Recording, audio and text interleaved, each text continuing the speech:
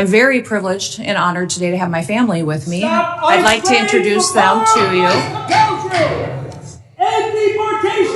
Disruptions of congressional business is a violation of law, is a criminal offense under federal law. Audience members are advised to take their seats and maintain order. The chairman may now ask Capitol Police to remove and arrest the persons creating the disturbance.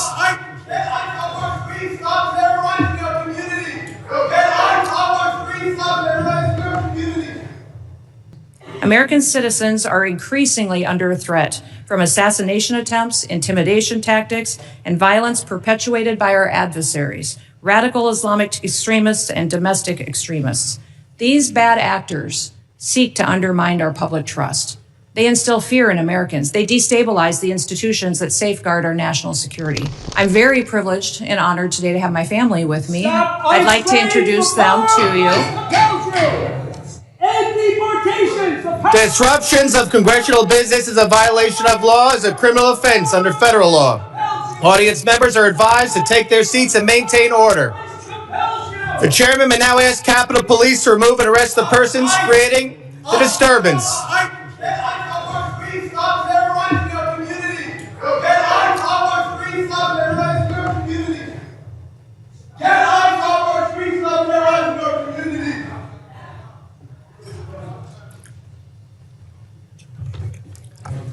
Secretary may continue. I'll continue. Today with me, I have my husband, Brian, who's with me, and also two of my children. My oldest daughter, Cassidy, and her husband, Kyle, are sitting here in the front row. And then my middle child, Kennedy, and her husband, Tanner, and that was my grandbaby, Noah, that was crying a little bit during the ranking member's comments. I don't think she agreed with him. I don't have my son with me or three of my grandchildren, but I'm very blessed that I have a wonderful family who is here and loves this country and is grateful for the work that we get to do as a family each and every day. We also have the blessing of having some angel families with us as well. They are here in the audience, and I'm so grateful for them for being willing to come here and be strong.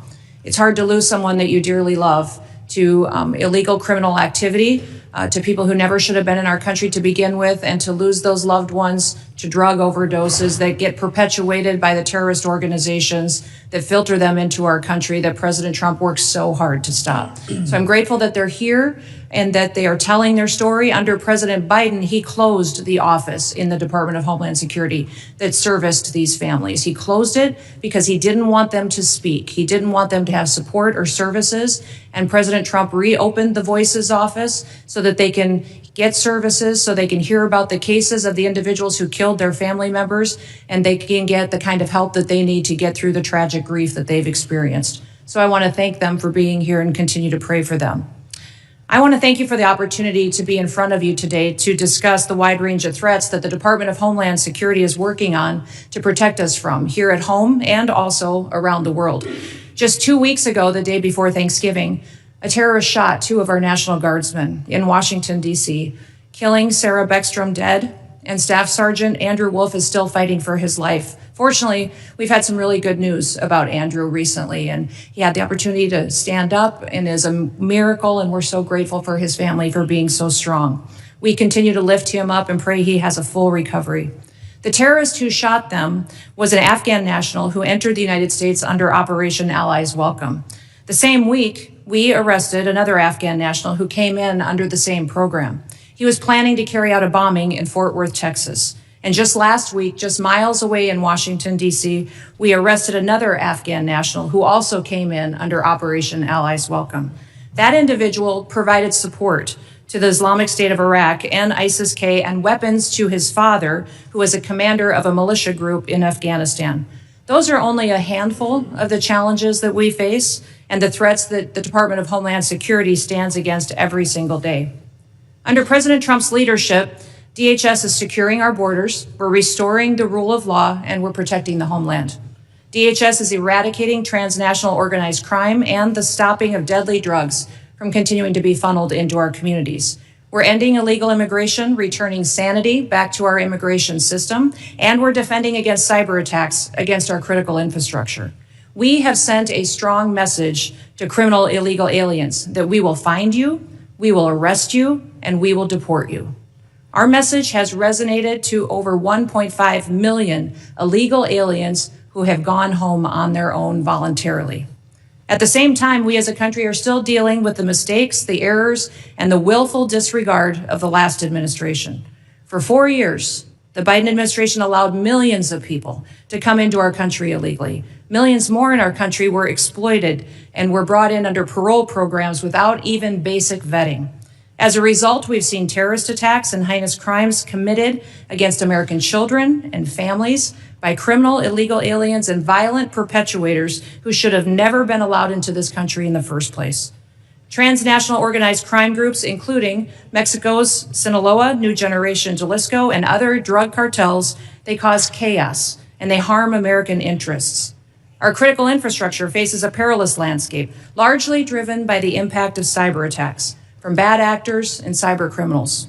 American citizens are increasingly under threat from assassination attempts, intimidation tactics, and violence perpetuated by our adversaries, radical Islamic extremists and domestic extremists. These bad actors seek to undermine our public trust. They instill fear in Americans. They destabilize the institutions that safeguard our national security. The United States is preparing to host several major public events in 2026, most notably the FIFA World Cup and the celebration of the 250th anniversary of our Declaration of Independence. These large-scale events will be potential targets for a range of bad actors, and they come with an increased level of risk. DHS is using every tool and authority we have to ensure the safety of U.S. citizens and our visitors can enjoy next year's events. Radicalized domestic violent extremists and lone actors are a concern, and intentional targeting and murderous attacks on ICE agents in Texas, parishioners in Michigan, and 2 National Guardsmen here in Washington, D.C. are just some of the acts, the despicable examples that unfortunately are becoming too common. These threats underscore a clear need for security strategies that counter both large-scale and individualized attacks. We will remain alert in our mission to protect this country. We will protect our citizens. And as we enter into a historic year, America will be on the world stage. Our economy faces challenges from anti-competitive and illicit foreign economic practices that hurt the prosperity of all Americans. Those include economic espionage, intellectual property theft, and customs fraud. Illicit front companies often abuse the visa system to acquire sensitive U.S. equipment, information, and technology. Economic security is national security because a country that cannot feed itself, can't fuel itself, and cannot provide for itself cannot possibly defend itself. Under President Trump's leadership, we will continue to protect American interests and bolster American economic power and technological innovation to further growth and prosperity. The American people depend on the Department of Homeland Security to remain vigilant, agile, and responsive. We will never yield. We will never waver, and we will never back down. Thank you for the privilege to be with you today, Mr. Chairman, and I look forward to your continued support of the work that we do. I yield back.